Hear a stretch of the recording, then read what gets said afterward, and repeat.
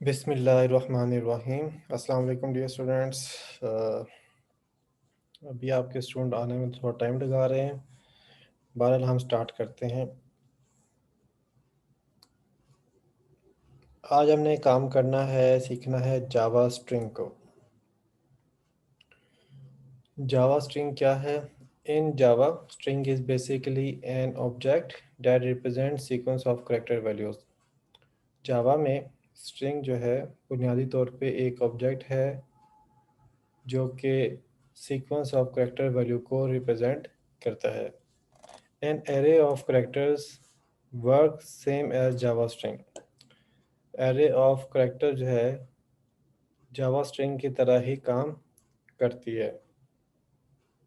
For example 4 और ये उसके बाद जो है array की ब्रैकेट्स हैं, स्पेस, उसके बाद ch इक्वल्स और आपने यहाँ पे ये जावा टी पॉइंट जो है वो उसमें कैरेक्टर की सूरत में पास किया और इसके बाद आप एक स्ट्रिंग का ऑब्जेक्ट बनाते हैं s equals to new string और इसमें आप करेक्टर एरे पास करते हैं और इसी तरीके से स्ट्रिंग का ऑब्जेक्ट बनाते हैं एस इक्वल्स टू और इसमें आप डबल कोट में लिखते हैं जावा टी पॉइंट। तो ये दोनों चीज़ें जो हैं बिल्कुल सेम होंगी, दोनों स्ट्रिंग जो है बिल्कुल सेम होंगी, इनमें कोई डिफरेंस नहीं होगा। जावा string class provides a lot of methods to perform operation on string। जावा का जो स्ट्रिंग क्लास है ये बहुत सारे मेथड प्रोवाइड करता है जिससे आप स्ट्रिंग के ऊपर डिफरेंट ऑपरेशन परफॉर्म कर सकते हैं। जैसे कि इनमें कंपेयर है, कॉनकैट है, इक्वल्स है, स्प्लिट है, लेंथ है, रिप्लेस है, कंपेयर टू है, इंटर्न है, सब स्ट्रिंग है, etcetera. Let's first understand what is string in Java and how to create the string object.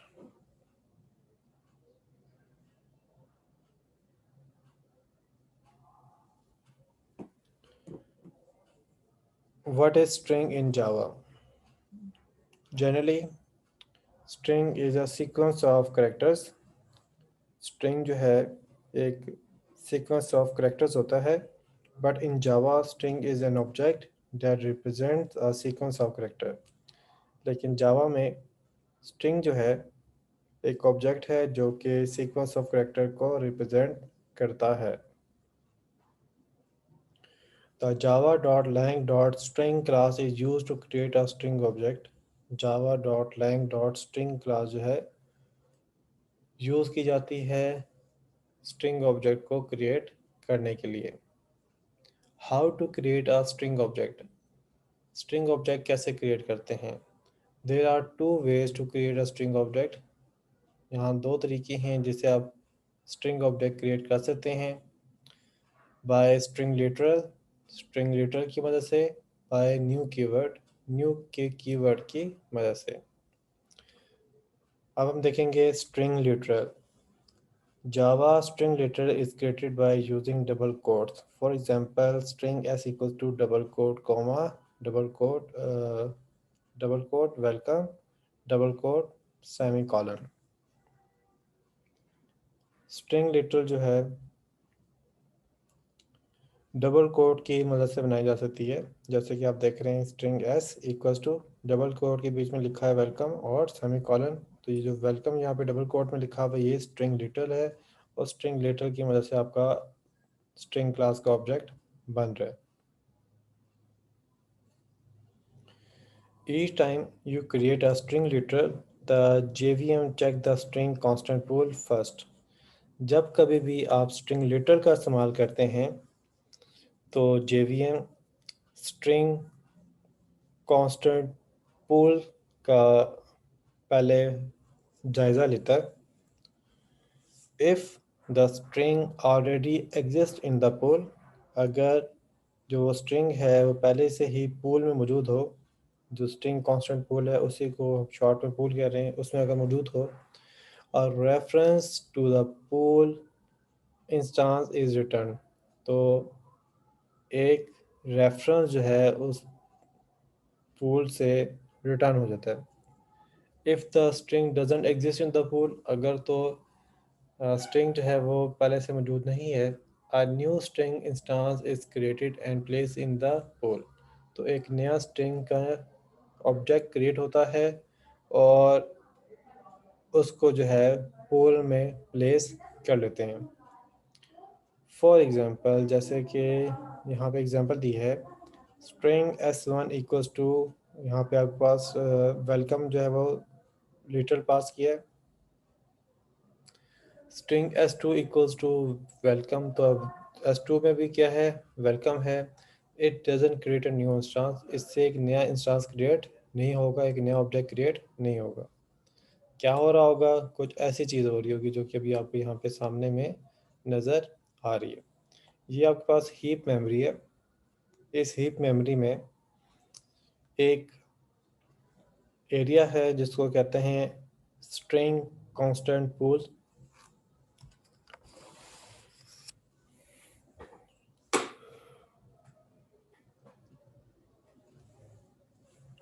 इस स्ट्रिंग कांस्टेंट पूल में ये एक ऑब्जेक्ट बना हुआ है और इस ऑब्जेक्ट में मौजूद है वेलकम। ठीक है। अब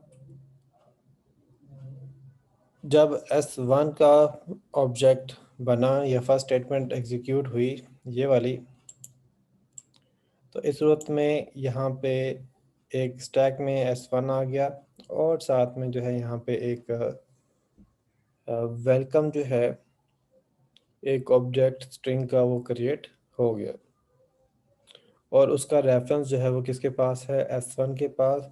तो आप देखिए s1 जो है वो आप क्या कर रेफर कर रहा है इस वेलकम को। फिर इसके बाद जब स्ट्रिंग 2 बनी s2 के नाम से, तो उसमें भी सेम ही डाटा है, उसमें सेम वेलकम ही है। तो फिर जावा वर्चुअल मशीन ने जो है देखा कि पूल के अंदर क्या पहले से वेलकम मौजूद है, तो यहाँ पे देखा तो पहले से मौजूद था, तो उसने जो s2 है उसको भी रेफ़र कर दिया किस साथ, इस वेलकम के साथ। तो उसके लिए उसने अलहदा मेमोरी क्रिएट नहीं की, एक ही मेमोरी को जो है आप दोनों ऑब्जेक्ट जो है वो रेफ़र कर रहे हैं। तो यहाँ पे जो लिखा हुआ है it doesn't create a new instance, तो उसका मतलब ये है कि s1 s2 दो रेफरेंस हैं, s1 का ऑब्जेक्ट बन गया है, s2 जो है वो भी उसी ऑब्जेक्ट को जो है वो रेफ़र कर रहा है क्योंकि दोनों की वैल्यू एक्जैक्टली सेम है। In the above example only one object will be created, ऊपर जो एग्जांपल जिक्र हुई है इसमें सिर्फ एक ऑब्जेक्ट जो है वो क्रिएट होगा। Firstly, JVM will not find any string object with the value welcome in the string constant pool। शुरू में JVM जो है वो वेलकम नहीं पाएगा क्योंकि उसका जो स्ट्रिंग कांस्टेंट पूल है वो एम्प्टी होगा। That's is why it will create a new object, तो इस वजह से एक नया ऑब्जेक्ट जो है क्रिएट होगा। After that it will find the string with the value welcome in the pool. उसके बाद जब सेकंड स्टेटमेंट एग्जीक्यूट होगी तो उसमें जब वो देखेगा कि ऑब्जेक्ट के अंदर कांस्टेंट स्ट्रिंग कांस्टेंट पूल के अंदर क्या वेलकम के नाम से या वेलकम वैल्यू के साथ जो है कोई ऑब्जेक्ट मौजूद है, तो वो उसको मिल जाएगा। It will not create a new object but will return the reference to the same instance. ये एक नया ऑब्जेक्ट नहीं क्रिएट करेगा, लेकिन उसका जो उसको ऑब्जेक्ट मिल गया है उसका रेफरेंस जो है वो रिटर्न कर देगा। Note, string objects are stored in special memory area known as the string constant pool। string object जो है वो एक बड़ी मखसूस मेमोरी में स्टोर किए जाते हैं, रखे जाते हैं, जिसको स्ट्रिंग कांस्टेंट पूल कहते हैं।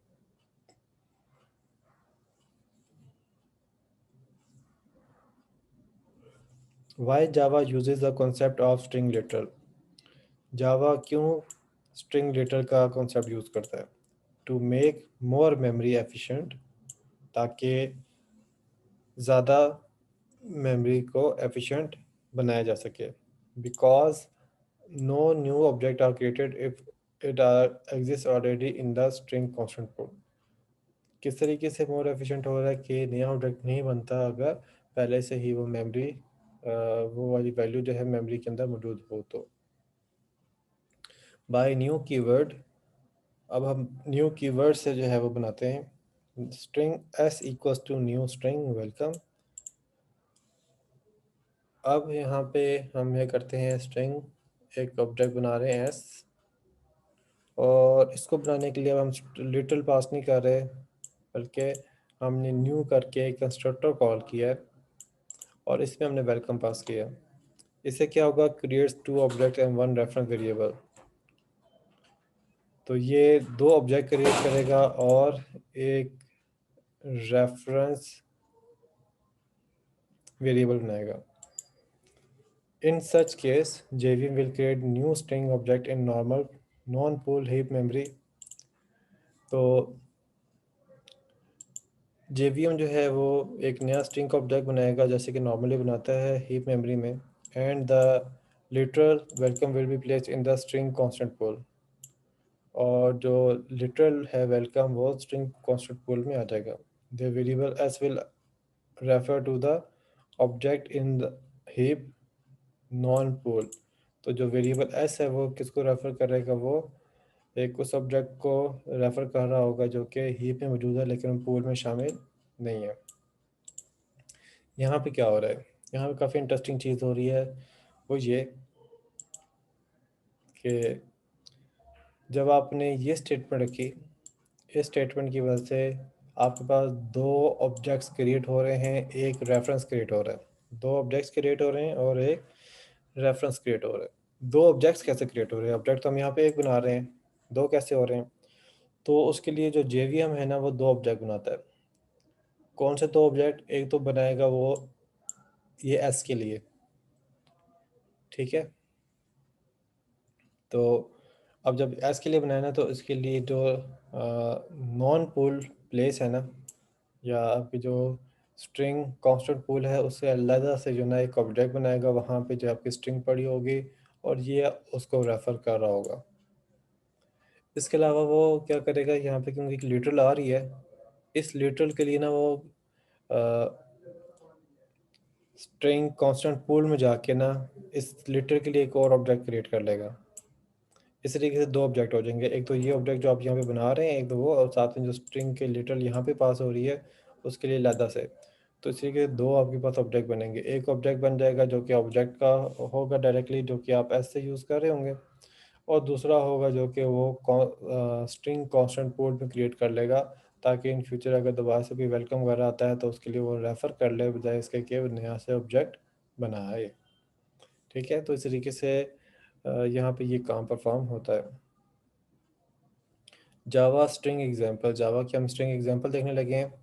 हमारे पास क्लास है स्ट्रिंग एग्जांपल, इसमें मेन मेथड है, इसमें हम ऑब्जेक्ट बना रहे हैं स्ट्रिंग s1, और इसमें एक स्ट्रिंग जो है लिटरल जो है वो पास की है। इसके अलावा यहाँ पे आप देख सकते हैं कि कैरेक्टर एरे है, और इसमें STRINGS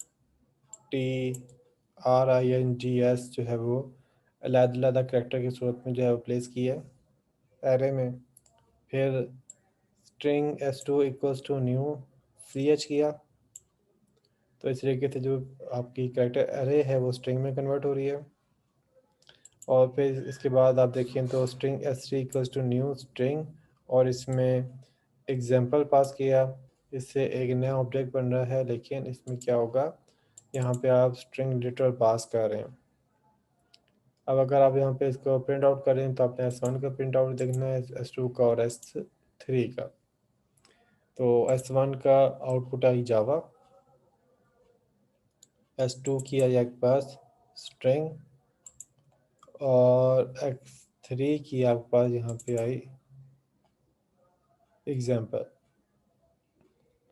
अब इसके बाद यहाँ पे कुछ मेथड्स हैं जिनका आपके साथ जो है वो शेयर करना मकसूद है। इसमें है जी जावा स्ट्रिंग क्लास मेथड, अब कौन कौन से मेथड हैं इसमें? इसमें 4 ये रिटर्न टाइप है। मेथड का नाम है चार ऐड, और इसमें आप जो है वो इंडेक्स का कोई इंटीजर वैल्यू देते हैं और ये वो उसकी वैल्यू जो है वो रिटर्न कर देता है। रिटर्न चार value for the particular index, ये किसी मखसूस इंडेक्स के लिए चार वैल्यू जो है रिटर्न करेगा।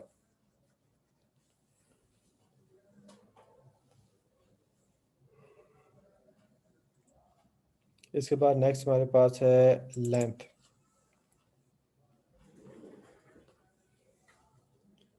ये स्ट्रिंग की लेंथ को रिटर्न करेगा जो कि इंटीजर वैल्यू होगी। फिर है कंटेन्स, इसमें चाहिए होगा चार सीक्वेंस। रिटर्न ट्रू और false after matching the sequence of char value. अगर आपके जो स्ट्रिंग है उसके अंदर ये सीक्वेंस एग्जिस्ट करता होगा तो ये ट्रू रिटर्न करेगा, और अगर नहीं एग्जिस्ट करता होगा तो ये फॉल्स रिटर्न करेगा। इसके बाद है इक्वल्स। इक्वल्स क्या करेगा? इक्वल जो है वो करेगा ये कि इसमें आप जो है ऑब्जेक्ट पास करेंगे और ये उसके साथ जो है वो कंपेयर करेगा, और अगर वो मैच हो जाएगा तो फिर ट्रू रिटर्न करेगा, अगर मैच नहीं होगा तो फिर फॉल्स रिटर्न करेगा। Checks the equality of string with given object, ये ऑब्जेक्ट के साथ जो है वो स्ट्रिंग की इक्वलिटी को चेक करेगा, अगर मैच हो गई तो ट्रू, अगर नहीं हुई तो फॉल्स। फिर है इज एम्प्टी का method. Check if a string is empty, ये चेक करेगा कि स्ट्रिंग एम्प्टी है, अगर एम्प्टी हुई तो ट्रू रिटर्न करेगा, और अगर नहीं हुई तो ये फॉल्स रिटर्न करेगा। इसके बाद नेक्स्ट है कॉनकैट। कॉनकैट की रिटर्न टाइप है स्ट्रिंग। इसमें आप एक स्ट्रिंग पास करते हैं और ये क्या करेगा? कॉनकैट दी स्पेसिफाइड स्ट्रिंग, तो ये जो इसमें आप स्ट्रिंग पास करेंगे उसको कॉनकैट कर देगा। फिर है रिप्लेस। रिप्लेस की रिटर्न टाइप देखिए तो आपके पास है स्ट्रिंग। इसमें आप जो है एक ओल्ड करेक्टर बताएंगे जिसको आप रिप्लेस कर देंगे नए करेक्टर के साथ। Replaces all occurrences of the specified चार वैल्यू, ये क्या करता है? उस स्ट्रिंग में मौजूद वो करेक्टर जो आपने ओल्ड करेक्टर बताया है उसको रिप्लेस कर देगा न्यू करेक्टर के साथ, जितने भी होंगे। फॉर एग्जांपल आपके पास एक सेंटेंस है, उसके अंदर ए को आप रिप्लेस करते हैं जी के साथ, तो ए जहाँ जहाँ पे भी उस स्ट्रिंग में पाया जाएगा वहाँ वहाँ पे जो है ये ए को रिप्लेस करेगा और उसकी जगह पे जी को पुट कर देगा। तो ये होता है स्ट्रिंग रिप्लेस। फिर नेक्स्ट है रिप्लेस। इसमें आप जो है सीक्वेंस बताते हैं पुराना और उसको आप चेंज करवाते हैं नए सीक्वेंस से।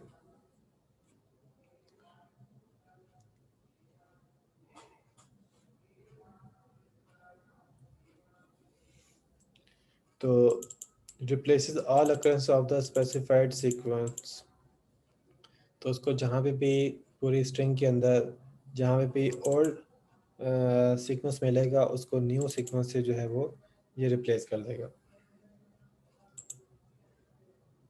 फिर है जी आपके पास इक्वल इक्वल्स इग्नोर केस। इसमें आप जो है एक स्ट्रिंग पास करते हैं। ये क्या करता है?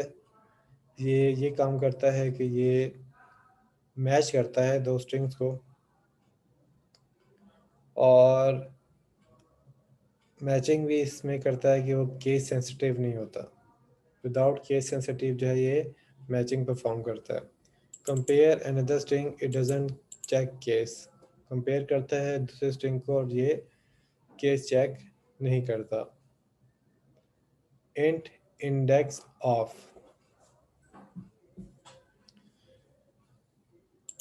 इंडेक्स ऑफ जो है रिटर्न द स्पेसिफिक चार वैल्यू इंडेक्स। आप यहाँ पे जो चार की वैल्यू बताएंगे उसकी जो इंटीजर वैल्यू है वो रिटर्न करेगा। तो उसकी स्पेसिफिक जो लोकेशन है उस स्ट्रिंग के अंदर, वो स्ट्रिंग की लोकेशन जो है, उस करेक्टर की जो लोकेशन है उस स्ट्रिंग के अंदर, वो रिटर्न करेगा। फिर इसके बाद है इंडेक्स ऑफ। इसमें सी एच और फ्रॉम इंडेक्स पास हो रहा है। रिटर्न्स अ स्पेसिफाइड चार value index starting with given index. आप अगर ये चाहते हैं कि आप पूरी की पूरी स्ट्रिंग को रीड ना करें, तो जहाँ से आप रीड करवाना चाहते हैं उसका जो स्टार्टिंग पॉइंट होगा आप वो बताएंगे, और जिस कैरेक्टर को आप रीड करना चाहते हैं कि वो आपको मिल जाए, उसके लिए आप जो है वो उसको चेक करेंगे। फिर इस तरीके से आपको जहाँ से बताया होगा जिस इंडेक्स से रीड करना है, और जहाँ तक आपको वो करेक्टर नहीं मिल जाता या आपकी जो है एरे मुकम्मल नहीं होती, तब तक जो है वो चेक करता रहेगा। और जब उसको करेक्टर मिल जाएगा तो फिर ये रिटर्न कर देगा उस करेक्टर की पोजीशन को या उस करेक्टर की वैल्यू को। तो ये रिटर्न क्या करता है, रिटर्न द स्पेसिफिक चार, तो ये उस चार की वैल्यू जो है वो क्या करेगा, रिटर्न कर देगा। इसके बाद है string to lower case. Return a string in lower case. ये लोअर केस में जो है वो स्ट्रिंग को रिटर्न करता है। String to upper case. Return a string in upper case, ये अपर केस में स्ट्रिंग को रिटर्न करता है। इसके बाद है trim. Remove the beginning and ending spaces of the string. ये स्टार्टिंग और एंडिंग जो है में जो स्पेसेस आती हैं ये उसको ख़त्म कर देता है। ओके, तो अब आप लोगों ने स्टूडेंट ये करना है कि आपने अपना नाम और रजिस्ट्रेशन नंबर लिख के चैट में सेंड कर देना है। तो आपको 2 मिनट हैं, 2 मिनट के बाद में फिर आपकी जो चैट में मुझे अटेंडेंस रिसीव हुई होगी मैं वो कॉल करूँगा।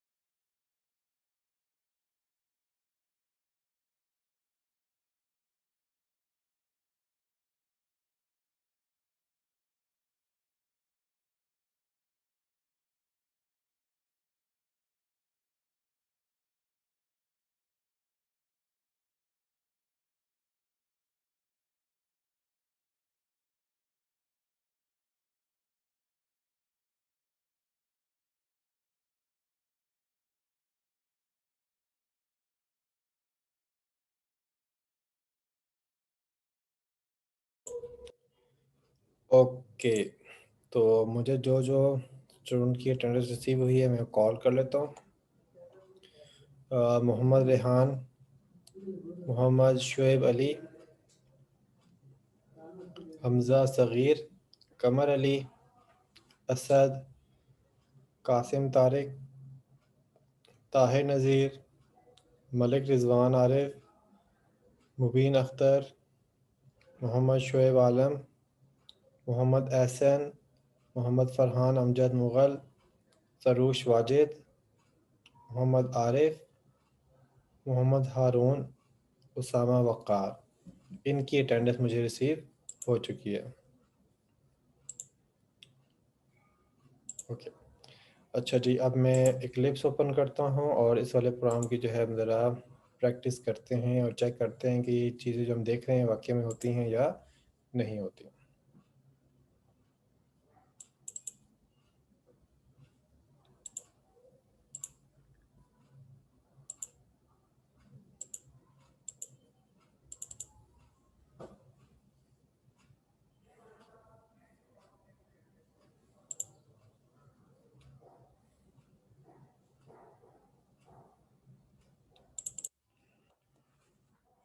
ओके, अच्छा जी, ये हमारा मेन मेथड है। इसकी मैं तमाम स्टेटमेंट फ़िलहाल रिमूव करता हूँ और इसमें हम जो चीज़ें देख चुके हैं उसको ज़रा वन बाय वन जो है वो देखते हैं।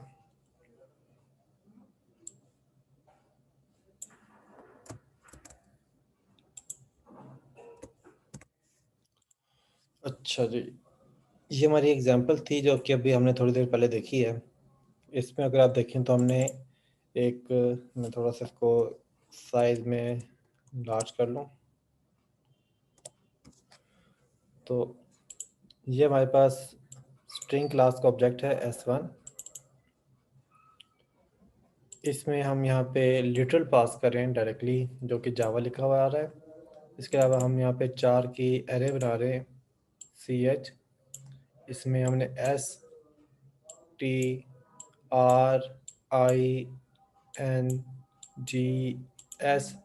सेपरेट करैक्टर जो है वो रखे, और इसके बाद हम यहाँ पे करते हैं string S2 equals to new string, और इसमें हमने पास कर दिया है CH।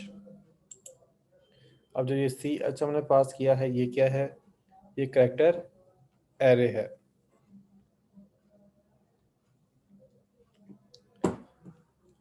ठीक है, अब इसके बाद हमारे पास ये दो ऑब्जेक्ट बन चुके हैं। एक S1 बन चुका है स्ट्रिंग का और दूसरा S2 बन चुके हैं। अब S3 है, S3 के अंदर हम न्यू की मदद से हमने क्या किया है, एक एग्जाम्पल जो है हमने एक स्ट्रिंग बनाई है और उसमें एग्जाम्पल वैल्यू जो है वो प्रोवाइड की है। अब इसके बाद हम इसको जो है वो क्या करेंगे, डिस्प्ले करेंगे। मैं यहाँ पे करता हूँ, लगाता हूँ ब्रेक पॉइंट, और उसके बाद हम इसको व्यू करते हैं डिबग मोड में। ओके, तो यहाँ पे देखिएगा कि यहाँ पे हमारे पास इसको मैं ज़रा फ़िलहाल छोटा रखता हूँ जी।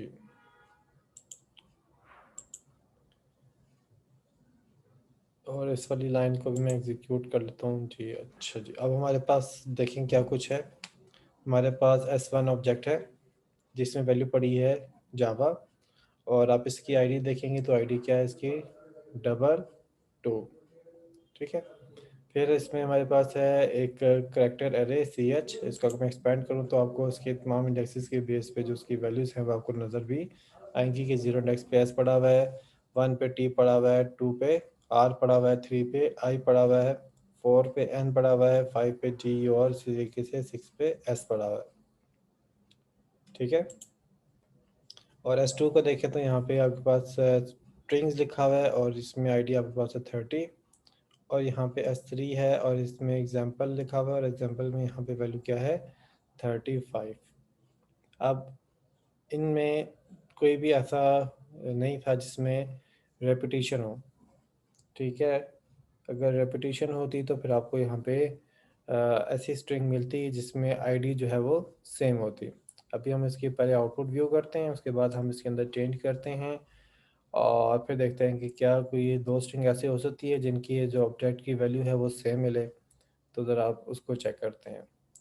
तो यहाँ पे ये S1 की आउटपुट आ गई जो आपको बता रही है जावा, फिर इसके बाद S2 की आ गई, और फिर इसके बाद यहाँ पे S3 की आउटपुट आपके पास आ गई है। ठीक है, अच्छा, अब मैं यहाँ पे करता हूँ कि एक और मैं बनाता हूँ string that is S4 equals to, और इसमें मैं करता हूँ जी जावा। ठीक है, और इसके बाद यहाँ पे इसको हम कर लेते हैं जी system dot out dot print L और इसमें हम पास करते हैं S4।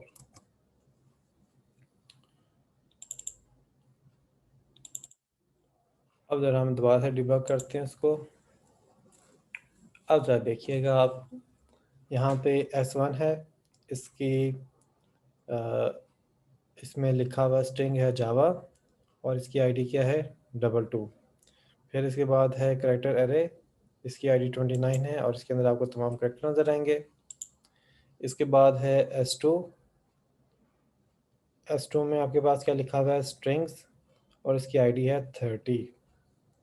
फिर S3 है एग्जाम्पल और इसकी आईडी है 31। उसके बाद S4 है। S4 आपने देखा था कि मैंने लेटर बनाया था और इसकी वैल्यू जो है वो मैंने जावा ही रखी जैसे कि S1 की रखी हुई थी, तो इसकी आईडी है 22। तो इसकी भी आईडी 22 है और S1 की भी आईडी क्या है 22। अब इससे आपको पता चल रहा है कि यहाँ पे क्या हो रहा है, यहाँ पे ये हो रहा है कि आपके पास जो दो ऑब्जेक्ट हैं उनको सेम वैल्यू होने की वजह से सेम ऑब्जेक्ट का रेफर दिया गया है, ताकि दोनों जो है वो सेम ऑब्जेक्ट के ऊपर जो है फोकस करें या सेव्ड ऑब्जेक्ट को रीड करें। ठीक है। अच्छा, अब मैं यहाँ पे थोड़ा सा चेंज करता हूँ कि S1 में जो है ना हम थोड़ी चेंजेस लेकर आता हूँ। लेट्स से मैं कहता हूँ S1 equals to something else. Let's say हम कहते हैं कि उसमें हो जाएगा प्रोग्राम।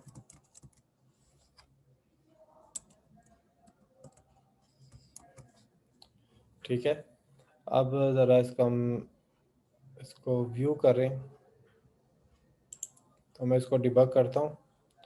तो अब आप देख सकते हैं कि जो प्रोग्राम है उसकी आईडी 21 है, जो CH है कैरेक्टर एरे इसकी है 29, स्ट्रिंग की 30, एग्जाम्पल की 31 और जावा की 32। और ये मैंने उस वक्त बताया जब मैं S1 की वैल्यू जो है वो अपडेट कर चुका हूँ। अगर मैं इसको यहाँ पे देखूँ, जब S4 बना और S1 के अंदर अभी प्रोग्राम जो है वो ना उसको अवेलेबल हुआ हो, तब अगर हम इसको देखें तो फिर आपको जो है वही जावा के रिस्पेक्ट से कोई रेपिटेशन नज़र आएगी। कि मैं यहाँ पे करता हूँ कि जी, हाँ जी, अब मैं ये करता हूँ कि इस वक्त मेरे पास ये स्टेटमेंट एग्जीक्यूट हो चुकी है, ये एग्जीक्यूट हो चुकी है, ये हो चुकी है, ये हो चुकी है और ये हो चुकी है। तो अब यहाँ पे देखें ये S1 है, S1 में है जावा, CH में आपके पास आईडी है 29, S2 में आपके पास है स्ट्रिंग, S3 में आपके पास है एग्जाम्पल और S4 में है जावा। अब जावा देखें तो S1 में भी जावा है, S4 में भी जावा है, तो दोनों की आईडी क्या है 21। इसके बाद जैसे मैं S1 इक्वल टू प्रोग्राम करता हूँ, जिस स्टेटमेंट एग्जीक्यूट करता हूँ, तो आप देखेंगे कि अपडेट हो गया S1 अपडेट हो गया। S1 में पहले था जावा और उसकी आईडी थी 21। अब चूँकि इसकी वैल्यू चेंज होगी तो अब इसके पास इसमें आ गया प्रोग्राम और इसकी आईडी भी उसके रिस्पेक्ट से चेंज हो गई है।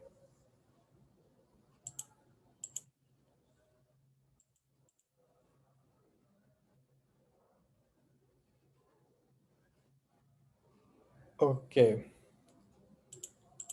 अब इसके बाद जो है नेक्स्ट हम इसमें डिफरेंट इसकी जो हमने भी मेथड देखे हैं उसको देखते हैं।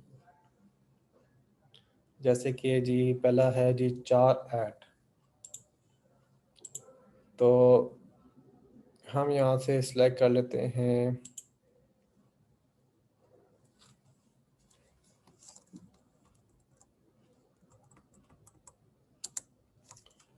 अभी मैं आपके सामने दो मेथड का इस्तेमाल करने की कोशिश करूँगा। मैं यहाँ पे लगाता हूँ फॉर लूप। ठीक है, और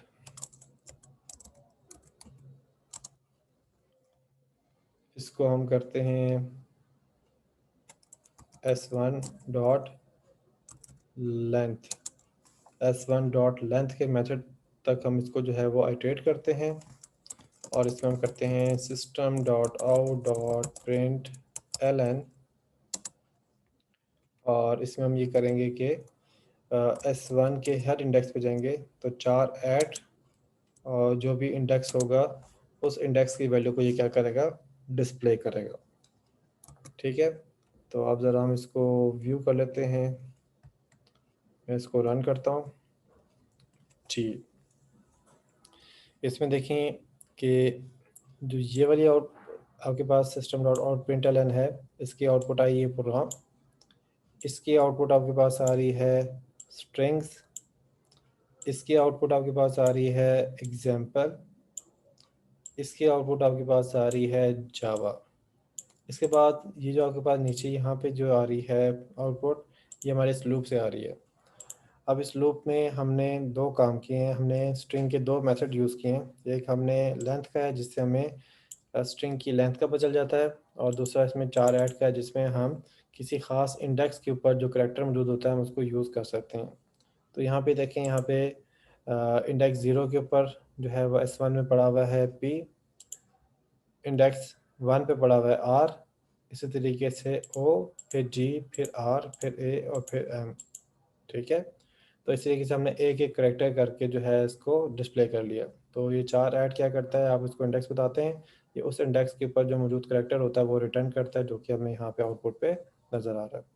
ओके स्टूडेंट, हमारे यहाँ पे सेशन क्लोज होता है, मिलते हैं हम नेक्स्ट सेशन में।